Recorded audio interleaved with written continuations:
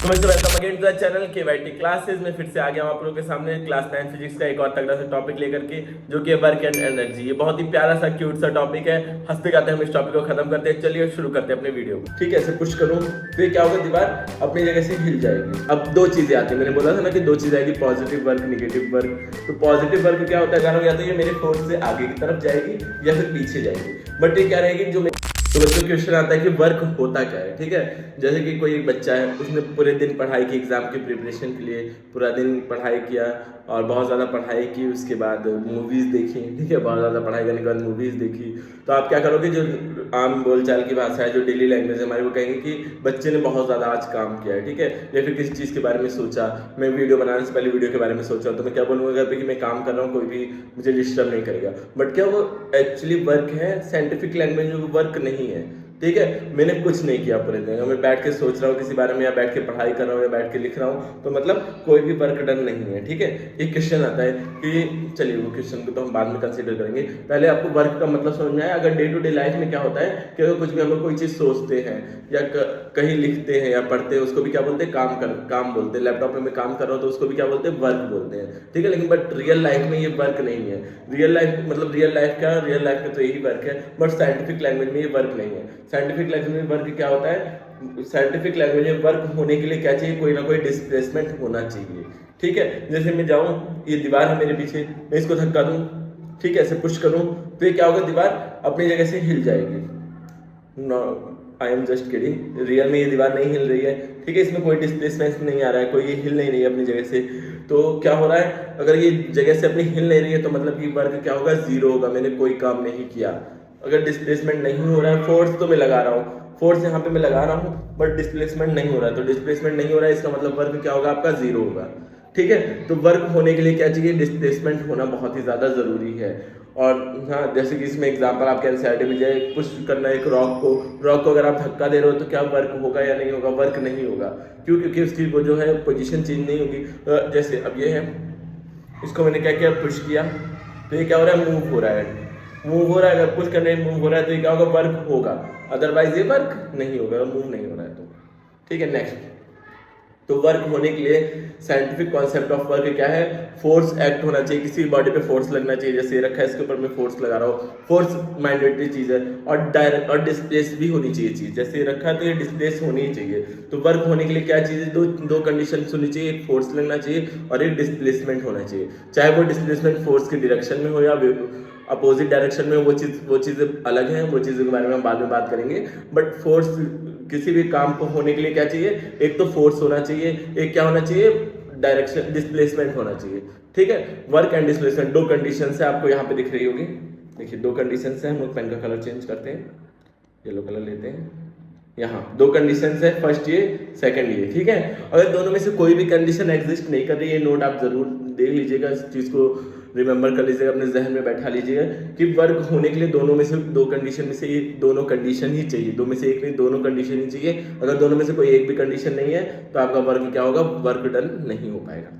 ठीक है, अब नेक्स्ट चीज, अब वर्क होता क्या है। ठीक है, अब मैंने तो बता दिया कि साइंटिफिक लैंग्वेज में वर्क बोलते किसे, तो वर्क होता क्या है क्या चीज। मैंने ये बोला कि ये भी वर्क नहीं है, वो भी वर्क नहीं है, ये वर्क है, वो वर्क है। बट हम लोग कोई पूछे डिफिनेशन में तो इतनी बकवास तो आप लिख नहीं पाओगे कि मैंने दीवार को ढकेला, रॉक को ढकेला। तो इसका एक आपको स्पेसिफिक डिफिनेशन क्या है, वर्क डन होता है फोर्स इनटू डिस्प्लेसमेंट। आपने जो फोर्स का मैग्नीट्यूड है उसको डिस्प्लेसमेंट के मैग्नीट्यूड से जब मल्टीप्लाई करोगे तो क्या आएगा, फोर्स आएगा, वर्क डन आएगा। वर्क डन क्या होता है, फोर्स इनटू डिस्प्लेसमेंट। फोर्स मतलब जितना आपने फोर्स लगाया, मैंने इसमें 10 न्यूटन का फोर्स लगाया, 20 न्यूटन। फोर्स की तो डेफिनेशन आप पिछले चैप्टर में पढ़े होगे ना उसके बारे में, फोर्स के बारे में। तो जितना मैं फोर्स लगा रहा हूँ उसको, और जितना ये डिस्प्लेस हुआ, जैसे मैंने इस पर फोर्स लगाया 10 न्यूटन का और ये 10 मीटर तक आगे चला। ठीक है, ये जो ब्लॉक है 10 मीटर तक आगे चला, जैसे यहाँ दिया हुआ है एफ न्यूटन का फोर्स लगाया, एस डिस्प्लेसमेंट हुआ, तो वर्क डन क्या हो जाएगा, W is equal to F S. 11th class में पढ़ोगे तो कॉस थीटा साइन थीटा भी आएगा इसमें, बट अभी आप 9th क्लास में तो कोई भी टेंशन लेने की जरूरत नहीं, बहुत ही सिंपली चीजें सॉल्व हो जाएंगी।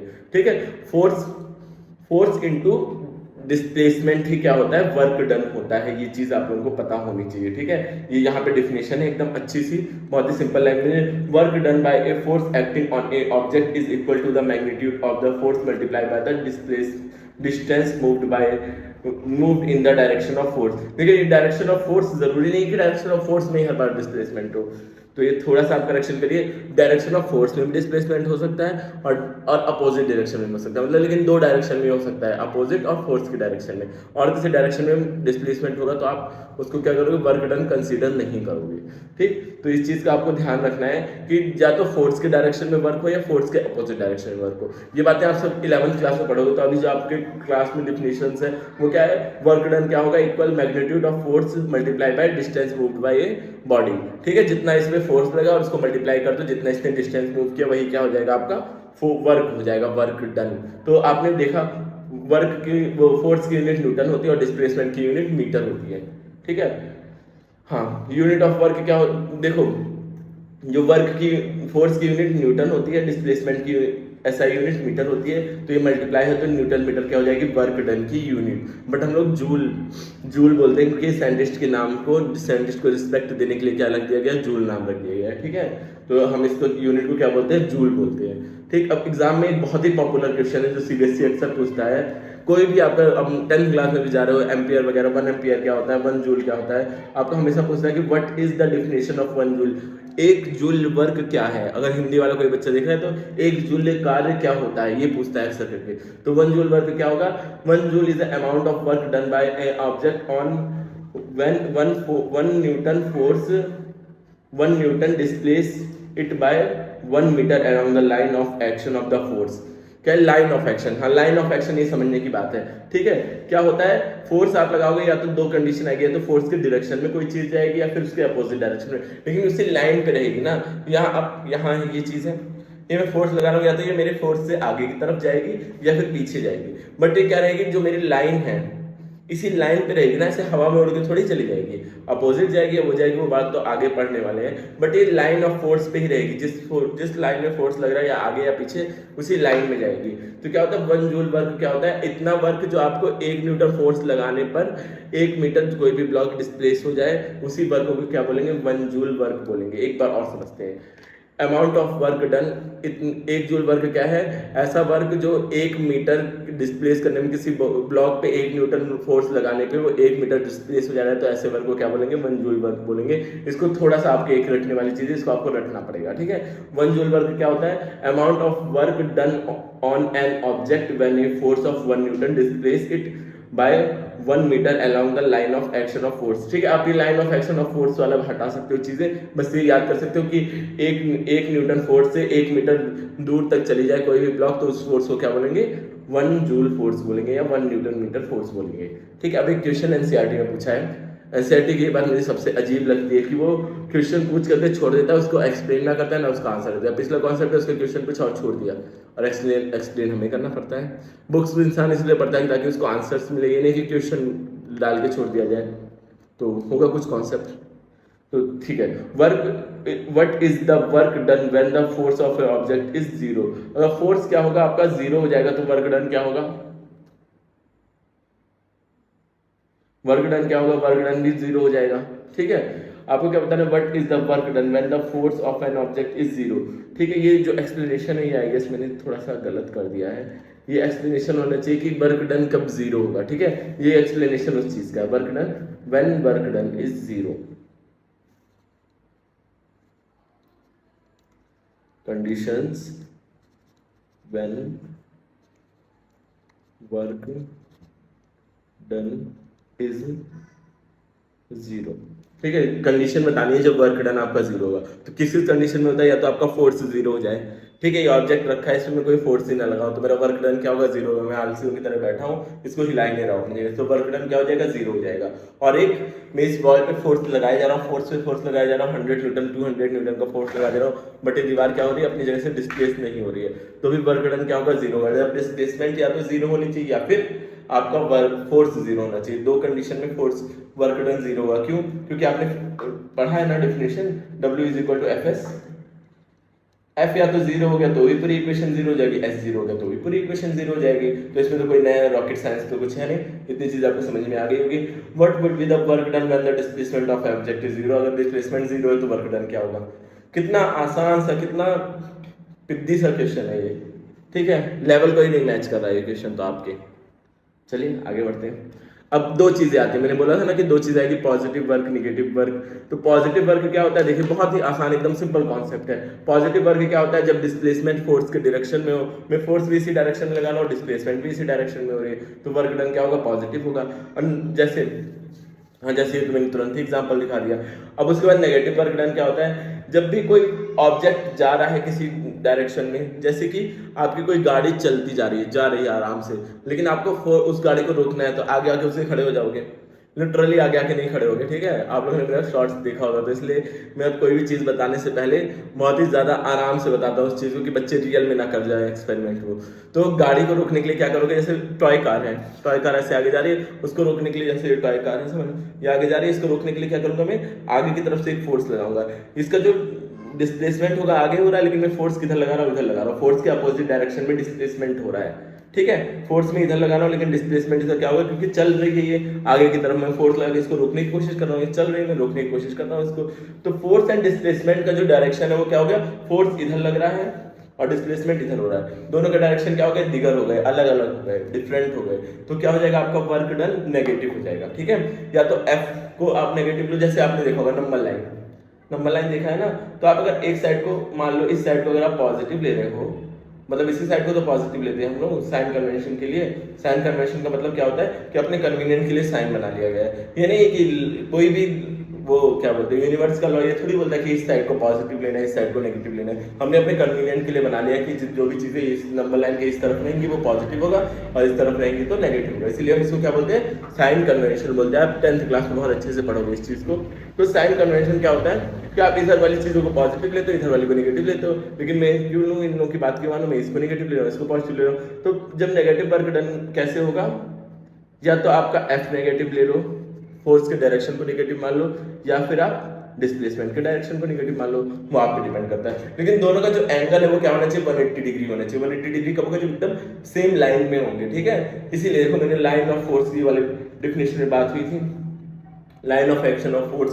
तो line of action of force पे जब दोनों फोर्स लग रहे हैं, इधर से ऑब्जेक्ट आगे जाना चाह रहा है, डिस्प्लेसमेंट आगे हो रही है, फोर्स पीछे लग रहा है, तो बेटा क्या हो रहा है, ये फोर्स ऑफ लाइन मतलब एक ही लाइन पे चीजें होनी चाहिए, नहीं कि उधर कहीं जा रहा है कोई, आपकी तरफ ये पेन आ रहा है और वो चीज में फोर्स कहीं और लगा रहा है, कुछ हो रहा है। ये सब के बारे में, ये सब जो केसेस बनते हैं, ये सब आप 11th क्लास में पढ़ोगे एंगल पे रिलेटेड। बट अभी क्या, जो फोर्स की लाइन होनी चाहिए सेम होनी चाहिए। जैसे मैंने फोर्स ट्राई टू स्टॉप और स्लो डाउन एन ऑब्जेक्ट, ठीक, कोई भी ऑब्जेक्ट जब मोशन में उसको स्लो डाउन करने के लिए जो फोर्स लगता है, वो फोर्स हमेशा क्या होता है, नेगेटिव होता है, क्योंकि मोशन तो आगे हो रहा है फोर्स, लेकिन उसको अपोज कर रहा है, ठीक है, बैकवर्ड रोक रहा है, तो वो फोर्स क्या हो जाएगा, नेगेटिव। और जो मोशन को क्या करे और ज्यादा बढ़ाए, वो क्या हो जाएगा, पॉजिटिव। मोशन को रोकने वाला फोर्स नेगेटिव, मोशन को आगे बढ़ाने वाला फोर्स पॉजिटिव। तो इतनी चीजें तो आपके दिमाग में, जहन में पूरी तरह बैठ चुकी होंगी।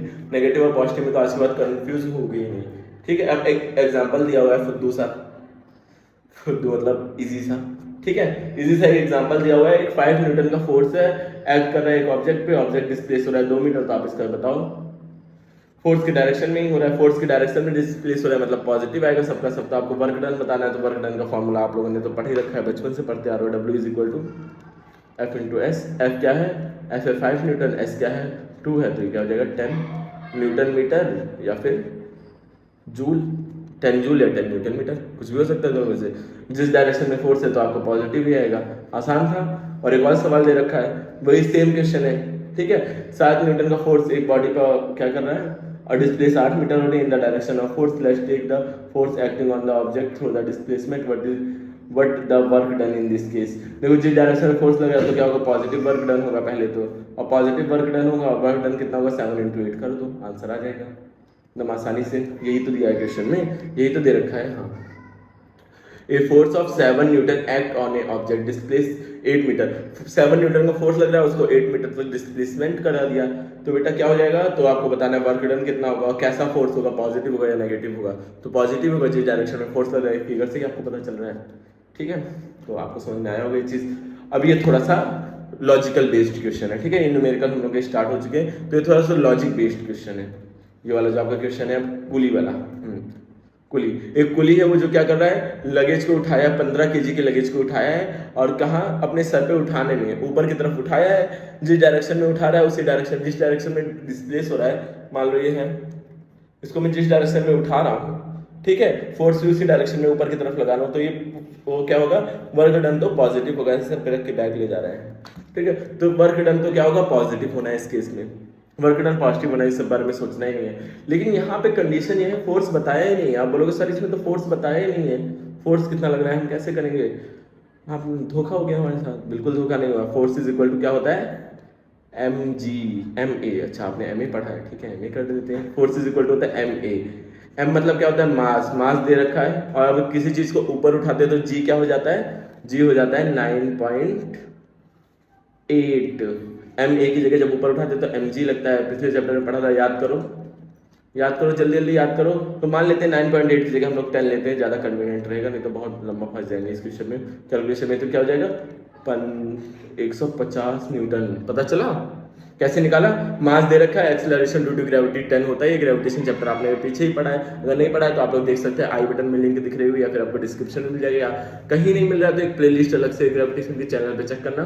तो F is equal to ma पढ़ा है आपने, F is equal to mg, a की जगह एक्सेलरेशन ड्यू टू ग्रेविटी जब आप ऊपर उठाते हो तो होता है। मोशन चैप्टर में आपने ये भी पढ़ रखा है। सारी चीजें, सारे चैप्टर क्या होते हैं, इंटरकनेक्टेड होते हैं, इस बात पे ध्यान देना। तो हमने फोर्स इससे निकाल लिया, मास दे रखा था, आपने फोर्स निकाल लिया, मास के थ्रू फोर्स निकाल लिया, ठीक है। और आपको पता है डिस्प्लेसमेंट पता ही है, तो आपका वर्क डन क्या हो जाएगा, W is equal to force निकाला और डिस्प्लेसमेंट दिया हुआ था, कर दो मल्टीप्लाई, आंसर आ जाएगा। 15 इंटू 15 कितना होता है, एक बार करके देखते हैं, ठीक है। मेरा कैलकुलेशन इतनी फास्ट नहीं है, मुझे भी करके देखना पड़ता है। बाहर इतना चिल्ला रहे हैं सब लोग, बड़ी ही मुश्किल से वीडियो बनाना पड़ रहा है। हर एक वीडियो में आप मेरी ये बात तो सुनते ही होंगे। क्या होता है, 225 आई गेस, अगर मैं सही हूँ तो ठीक कमेंट में बताइए, अगर मैं गलत हो गया हूँ तो, ठीक है। यही आंसर हो जाएगा आपका, 225 जूल लिखिए, आंसर होगा, ठीक है। एनसीईआरटी में क्या पता 9.8 मान के चला हो तो थोड़ा बहुत आंसर में डिफरेंस आ जाएगा, ठीक। बट आपको मेन मकसद क्या था, कॉन्सेप्ट समझाना। अगर वेट मास दिया हो और डिस्प्लेसमेंट दिया हो और ऊपर की तरफ हो रहा हो डिस्प्लेसमेंट, तो आप आराम से कर लोगे, ठीक। और कभी कभी सामने चलती वो सामान दिया, उसका एक्सेलरेशन दे दिया जाएगा, मास दे दिया जाएगा, तो आप फोर्स निकाल लेना, F is equal to ma से, ठीक है। चलिए आगे बढ़ते हैं। आगे एक क्वेश्चन दिया है, व्हेन डू वी से the work is done, that work is done. ये वाला क्वेश्चन तो आप लोग आराम से कर लोगे। क्या, जब डिस्प्लेसमेंट होगा और फोर्स लगेगा तो आपका वर्क डन होगा, आराम से हो जाएगा ये चीज, ठीक है। Right the expression for the work done when force is acting on an object in the direction of displacement. अगर डिस्प्लेसमेंट के डायरेक्शन में कोई वर्क हो रहा है तो उसको आप कैसे वो करना है, क्या बोलते हैं उसको, आपको उसकी एक इक्वेशन बनानी है, ठीक है। अब डिफाइन करना है 1 जूल वर्क। 1 जूल वर्क क्या है, आपको मैंने पीछे करवा रखा है, यहाँ देखिए क्या होता है 1 जूल वर्क। 1 जूल वर्क होता है, यहाँ दिया हुआ है, यहाँ पर दे रखा है 1 जूल वर्क, हाँ 1 जूल वर्क, हाँ 1 जूल वर्क यहाँ पे है।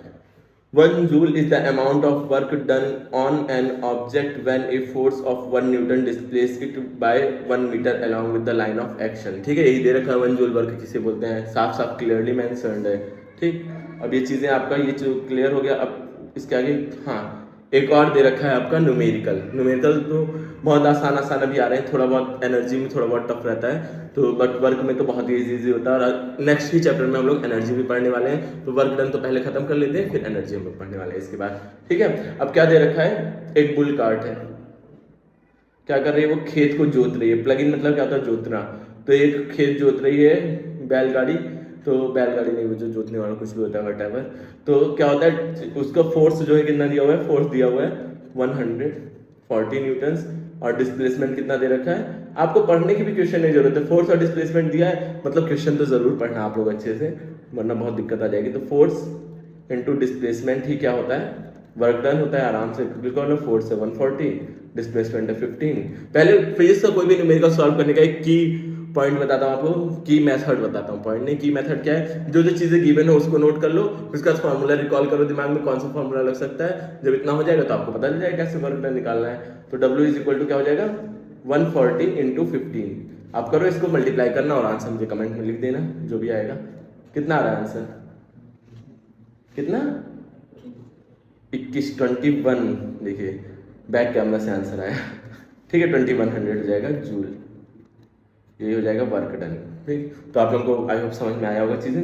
और अब हम लोग थोड़ा सा रिकॉल करते हैं क्या क्या चीज़ें हमने पढ़ी, हाँ, जिसको आप रिकैप भी बोलते हो। आज तक वीडियो में आपने रिकैप देखा होगा, फिर देखते हैं रिकैप क्या क्या पढ़ा हमने आज पढ़ा है वर्क होता क्या है, ठीक है। जो आप डेली लाइफ में कर रहे हो, जो ये जो मैं कर रहा हूँ वो वर्क नहीं है, ठीक, क्योंकि मैं कोई भी चीज़ हिला नहीं रहा हूँ, बस ये पेन डिस्प्लेसमेंट हो रही है इसकी, तो ये थोड़ा बहुत वर्क कर रहा हूँ, ज़्यादा वर्क नहीं कर रहा हूँ, लेकिन मैं पसीने से पूरी तरह भीग चुका हूँ। देखो आप लोग कपड़ा देख सकते हो, पूरी से सेटिंग हो चुकी है। रियल लाइफ में तो मैं वर्क कर रहा हूँ, बट साइंस का बोलेगा तुमने कुछ काम नहीं किया, ठीक है। अब क्या कर सकते हैं, साइंस ने बोल दिया तो कोई बात नहीं। और क्या होता है, वर्क डन करने के लिए क्या होना चाहिए, आपको डिस्प्लेसमेंट होनी चाहिए। ये दीवार वगैरह आज सच में खिसक जाएगी बार बार मेरे ऐसे करने से, ठीक है। तो वर्क डन होने के लिए क्या होना चाहिए, डिस्प्लेसमेंट होना बहुत ज़्यादा ज़रूरी है, ठीक है। और उसके बाद क्या, हाँ, दो चीज़ें होनी चाहिए वर्क डन के लिए, एक फोर्स लगना चाहिए और डिस्प्लेसमेंट होनी चाहिए। दोनों में से एक भी चीज़ जीरो होगी तो वर्क डन जीरो हो जाएगा, ठीक है। और ये वर्क डन की वो फॉर्मूला होता है, वर्क डन W=FS, F मतलब फोर्स, S मतलब डिस्प्लेसमेंट। ये चीज़ें आपको याद रखनी है। और यूनिट क्या होता है, न्यूटन मीटर या फिर जूल, ठीक है। दोनों SI यूनिट है, न्यूटन मीटर एंड जूल। और वर्क डन जीरो कब होगा, वो कंडीशंस आपकी लिखी हुई हैं, ये कंडीशन आप देख लेना, ठीक है। ये ऊपर क्वेश्चन थोड़ा सा गलत था, तो मैं नोट्स आप लोगों को अपलोड कर दूंगा टेलीग्राम एंड व्हाट्सएप कम्युनिटी दोनों पे, तो आप लोग दोनों चीज़ें ज्वाइन कर लीजिए। आप लोगों ने ज्वाइन अभी तक नहीं किया है, ठीक है, तो आप लोग जल्दी जल्दी से ज्वाइन कर लीजिए ताकि आपको अपडेट्स मिलते रहे। And positive and negative work बताया था, अगर डिस्प्लेसमेंट फोर्स के डायरेक्शन में हो रहा है तो क्या है, पॉजिटिव वर्क है, अगर डिस्प्लेसमेंट फोर्स के अपोजिट डायरेक्शन में हो रहा है तो क्या है, नेगेटिव वर्क है। एंड देन आपका ये था फोर्स, हाँ, ये एग्जांपल्स किया था हमने, फोर्स दे रखा था, डिस्प्लेसमेंट दे रखा था, आपको निकालना तो ऐसे लिखा करो क्वेश्चन में, जो दिया है फोर्स दिया हुआ है 5 न्यूटन, डिस्प्लेसमेंट दिया हुआ है 2 न्यूटन, आप अब तुरंत 2 मीटर सॉरी, तो आप तुरंत निकाल लोगे, ठीक है। और ये 7th क्वेश्चन आप लोगों को करना है, इसका आंसर तुरंत कमेंट बॉक्स में लिखना है करने के बाद, ठीक है। मल्टीप्लाई ही तो करना है, लिख दो 7 का टेबल आता हुआ तो तुरंत आंसर लिख दोगे। और ये वाला मैंने बताया आपको, अगर आपको कभी कभी क्या मास दे रखा है और मास और एक्सेलरेशन दे रखा है, एक्सेलरेशन इसमें दिया नहीं था क्योंकि हम सब लोग जानते हैं कि एक्सेलरेशन क्या, acceleration due to gravity 9.8 newton होता है, या फिर 9.8 या फिर 10 उसको लेते हैं अप्रॉक्स करके, ठीक है। 9.8 10 के बराबर है अप्रॉक्सीमेटली। एंड देन आपके कुछ क्वेश्चंस थे जो मैंने पीछे करा चुके, तो आप ये क्वेश्चंस को जरूर एक बार, जब एनसीईआरटी में जो क्वेश्चंस होते हैं ना उनको तो आपको एकदम भी नहीं छोड़ना है, ठीक है। चाहे आप कॉम्पिटिशन एग्जाम की तैयारी कर रहे हो या आप स्कूल एग्जाम के लिए पढ़ रहे हो, तो एनसीईआरटी के क्वेश्चंस तो आपको पढ़ने ही पढ़ने हैं। एंड देन एक क्वेश्चन था, हमने वो भी कर लिया। और आज के लिए इतना ही रखते हैं। अगर आपको वीडियो पसंद आती है तो वीडियो को लाइक कर दीजिए, चैनल को सब्सक्राइब कर दीजिए और शेयर कर दीजिए अपने फ्रेंड्स ग्रुप में। अकेले नॉलेज नहीं लेनी चाहिए क्योंकि पाप लगता है अकेले पढ़ने से। तो चलिए मिलते हैं फिर किसी वीडियो में। Thanks for watching.